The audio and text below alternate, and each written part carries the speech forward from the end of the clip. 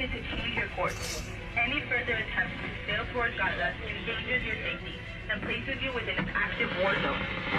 If you continue on your route and attempt to breach the naval blockade, we will stop your vessel and act to confiscate it through legal proceedings in court.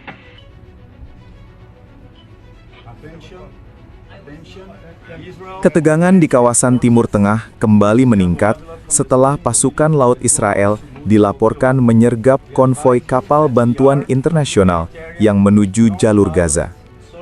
Kapal-kapal yang tergabung dalam misi kemanusiaan itu membawa pasukan makanan, obat-obatan, dan perlengkapan medis bagi warga sipil Gaza yang telah lama terisolasi akibat blokade yang berkepanjangan. Menurut sejumlah saksi mata, insiden ini terjadi di perairan Mediterania, beberapa mil dari pesisir Gaza. Kapal bantuan yang terdiri dari berbagai organisasi kemanusiaan internasional sedang dalam perjalanan ketika radar militer Israel mulai mendeteksi pergerakan mereka. Tak lama kemudian, kapal perang Israel mendekat dan memberikan peringatan keras melalui radio agar konvoi segera menghentikan pelayaran dan berbalik arah. Namun, para aktivis menolak untuk berhenti. Mereka menegaskan bahwa misi mereka bersifat damai dan sepenuhnya terbuka untuk diperiksa oleh siapapun. Situasi berubah cepat ketika pasukan bersenjata Israel menaiki kapal utama dengan helikopter. Dalam rekaman amatir yang tersebar di media sosial, terlihat pasukan berpakaian gelap turun dengan tali, menodongkan senjata, dan menguasai dek kapal. Suara teriakan dan kepanikan terdengar, sementara beberapa aktivis berusaha melindungi muatan bantuan agar tidak rusak. Beberapa orang terlihat jatuh ke lantai, sementara yang lain mencoba menenangkan situasi dengan mengibarkan bendera putih. Rekaman berdurasi 2 menit dari salah satu aktivis berhasil diunggah ke dunia maya, memperlihatkan suasana kacau di atas kapal, lampu sorot menyilaukan, jeritan terdengar di latar, dan pasukan bersenjata bergerak cepat.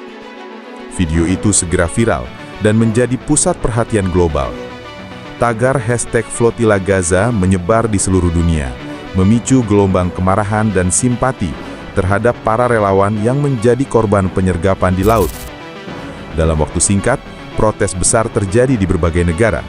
Di Istanbul, puluhan ribu warga memenuhi jalan sambil membawa bendera dan poster bertuliskan "Stop Attacking Humanitarian Aid".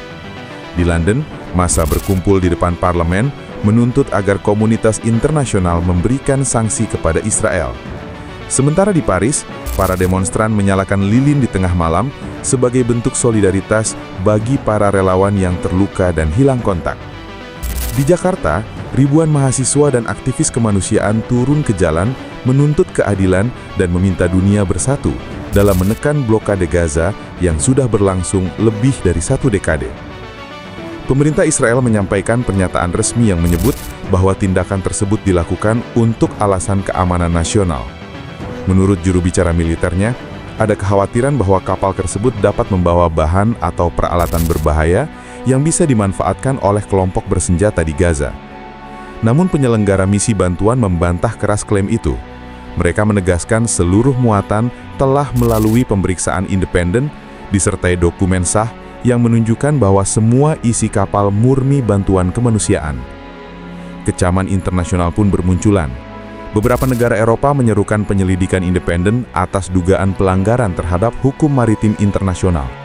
Perserikatan Bangsa-Bangsa menggelar sidang darurat untuk meninjau langkah-langkah yang dianggap melanggar hak asasi manusia.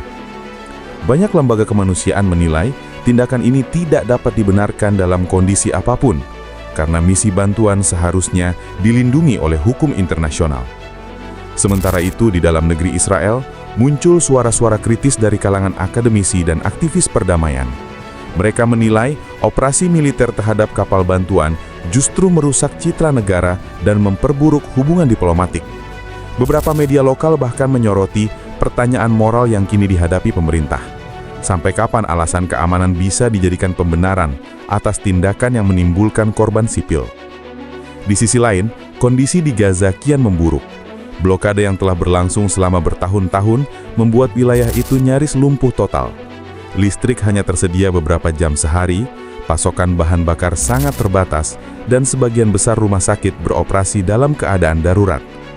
Masyarakat internasional khawatir bahwa penahanan flotila bantuan ini akan semakin memperparah krisis kemanusiaan yang telah mencapai titik kritis. Dari pantai Gaza, sejumlah warga terlihat menatap ke arah laut, menunggu kapal bantuan yang tak pernah tiba. Beberapa keluarga bahkan sempat menyiapkan tempat penampungan darurat untuk menampung barang bantuan yang diharapkan dapat meringankan penderitaan mereka. Namun yang datang bukan kapal, melainkan kabar duka tentang penyergapan di tengah laut. Tekanan terhadap Israel kini semakin kuat. Negara-negara di kawasan Timur Tengah bersatu menyerukan penyelidikan internasional dan mendesak PBB untuk menjatuhkan sanksi. Banyak pemimpin dunia menyebut peristiwa ini sebagai pukulan terhadap upaya perdamaian di kawasan. Namun sejauh ini, belum ada langkah konkret yang menunjukkan perubahan kebijakan dari pihak Israel.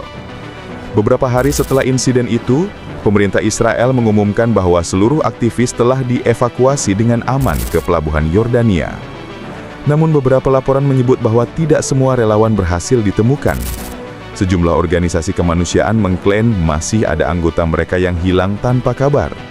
Keluarga-keluarga para aktivis kini menunggu dengan cemas, berharap ada kepastian tentang nasib orang-orang yang mereka cintai.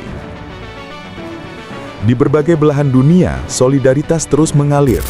Artis, tokoh masyarakat, dan pemimpin agama menyuarakan keprihatinan mereka melalui media sosial. Kampanye digital bertajuk Let Them Through menjadi simbol perlawanan damai terhadap kebijakan blokade. Foto bendera putih di tengah laut kini menjadi ikon perjuangan kemanusiaan yang tak bisa dibungkam. Meski banyak tekanan muncul dari luar negeri, Israel tetap bersikeras bahwa tindakan mereka sah secara hukum dan diperlukan untuk menjaga keamanan nasional.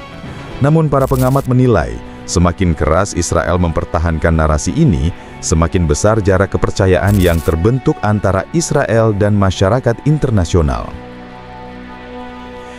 Insiden flotila Gaza kini telah menjadi simbol baru perlawanan moral dunia terhadap kekerasan dan penindasan. Bagi sebagian orang, peristiwa ini bukan sekedar konflik politik, melainkan cermin dari kegagalan global dalam menjaga nilai kemanusiaan. Laut Mediterania yang dulu menjadi jalur perdagangan dan persahabatan, kini berubah menjadi garis pembatas antara harapan dan kenyataan. Sementara dunia masih berdebat di meja diplomasi, warga Gaza terus berjuang untuk hidup di bawah bayang-bayang blokade. Setiap hari mereka menatap ke arah laut, berharap kapal lain akan datang. Kapal yang membawa bukan hanya bantuan, tapi juga keyakinan bahwa kemanusiaan belum sepenuhnya tenggelam. Dari Yerusalem hingga Gaza, dari ruang sidang PBB hingga jalan-jalan protes di seluruh dunia, dunia kembali diingatkan bahwa di tengah kekuatan politik dan militer, suara kemanusiaan tetap yang paling nyaring. Dan malam yang gelap di Laut Mediterania kini menjadi simbol bahwa di balik setiap penyergapan selalu ada cahaya kecil dari mereka yang masih berani berharap pada damai.